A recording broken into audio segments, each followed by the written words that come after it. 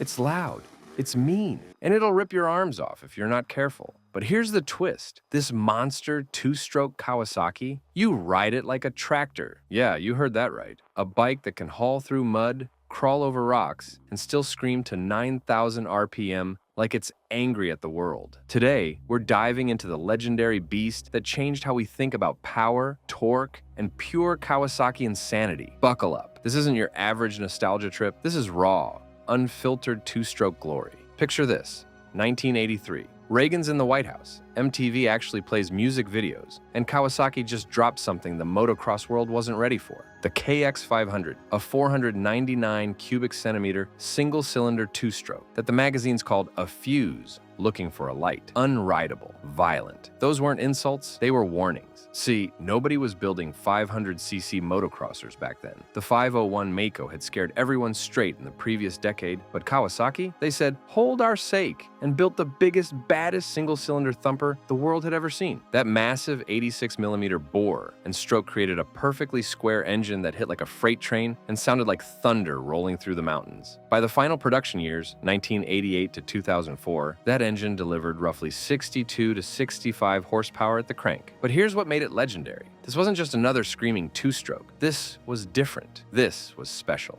Let's talk about what made this beast tick. That 499 cubic centimeter single wasn't built to rev to the moon like other two-strokes. Nope. Kawasaki engineered this thing for pure, brutal torque down low. The engine's torque was in the neighborhood of 48 to 50 foot-pounds, significantly higher than a modern 450 cubic centimeter four-stroke racer, which typically makes 35 to 40 foot-pounds. The massive piston created compression that would make a diesel jealous, and when that power valve system hit in 1986, the Kips valve, it became the first power-valved 500cc production bike ever made. Think about that. Kawasaki didn't just build a big engine, they built a smart engine. Liquid cooling came in 1985, keeping temperatures stable when you were beating the hell out of it. Because let's be honest, if you owned a KX500, you were definitely beating the hell out of it. The frame was overbuilt. Had to be. This engine produced so much torque that lesser frames would twist like pretzels. Kawasaki knew they were unleashing something violent, so they built the cage to match. Now here's where it gets crazy, and I mean absolutely insane. Most two-strokes are supposed to scream, high RPM, narrow power band, keep it pinned or get left behind. That's two-stroke 101, right? Wrong. The KX500 was so powerful, so torquey, that expert riders discovered something incredible. You could ride this thing in third or fourth gear and just lug the engine like a tractor. I'm not kidding. While other riders were frantically shifting, clutching, and keeping their bikes on the pipe, KX500 riders were chugging up hills at 3,000 RPM like they were riding a John Deere. They called it the tractor of terror. That huge piston and massive displacement meant torque everywhere. You didn't need to rev it. You didn't need to keep it screaming. Just roll on the throttle and let that monster motor pull. Desert racers figured this out first. In the sand, rocks, and brutal terrain of Baja, keeping your bike on the pipe was impossible. But the KX500, it didn't care. Third gear, low RPM, just grunt through anything.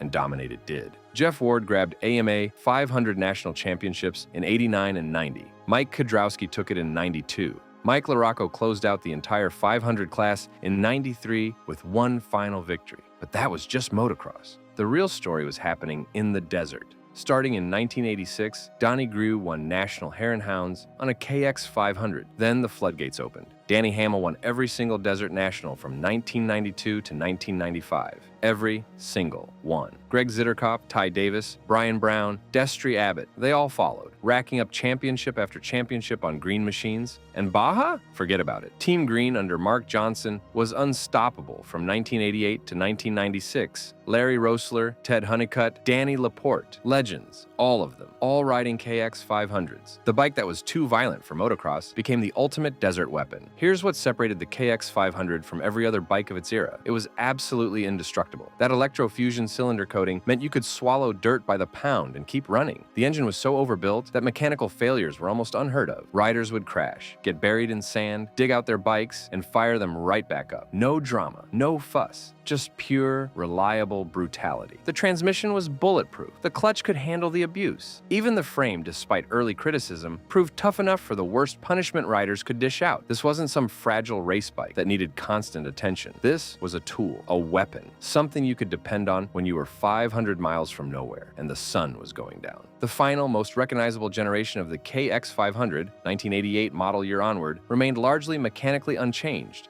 until the very last bike rolled off the assembly line in 2004. That's 17 years of essentially the same engine design. Want to know something wild? For over 20 years, it was generally accepted that if any bike made more power than a KX500, it was impractical. Think about that. The KX500 became the upper boundary of sanity. Today's 454 strokes make about the same peak power as that first 1983 KX500. But what made the 500 so formidable was the delivery. That narrow spread, that fearsome hit, it was power you could feel in your bones. It wasn't just horsepower, it was character. It was soul. It was the kind of power that made you respect the machine. And here's the kicker. You could tune it however you wanted. More bottom end? Easy. Screaming top end? No problem. The KX500 was like a blank canvas for power junkies. Dry weight of the 1988 to 2004 model KX500 was around 218 pounds, 99 kilograms, light even by today's standards, giving it a performance edge over many modern 454 strokes.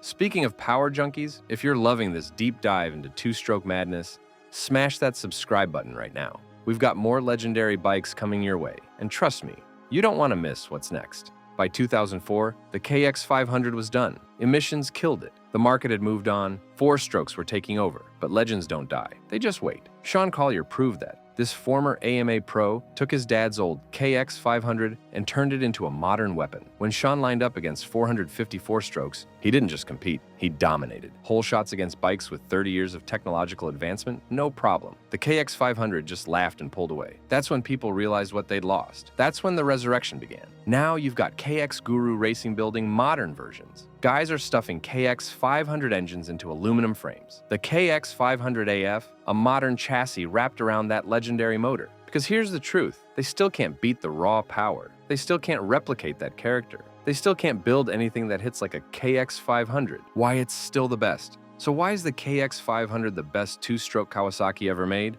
Longevity. 21 years of production with minimal changes. The final 1988 to 2004 generation reinforced this, mechanically almost identical for 17 years. When something works, you don't mess with it. Versatility, motocross champion, desert dominator, trail weapon. This bike did everything. Innovation, first power valved 500, liquid cooling, technology that mattered, not gimmicks, character, that tractor-like torque delivery that no other two-stroke could match, and reliability. When the apocalypse comes, there will be cockroaches, Twinkies, and KX500 is still running. Here's what's crazy. In 2025, people are paying more for clean KX500Es than they cost new. A good one will run you $5,000 to $8,000. Maybe more if it's pristine. That's appreciation, not depreciation. Why? Because they're not making anymore. Because modern bikes, for all their technology, can't replicate that soul. Sure, today's bikes are faster, cleaner, more efficient. But do they make you grin like an idiot every time you fire them up? Do they have that character that makes every ride an adventure? The KX500 does. At the end of the day, the KX500 taught us something important about power.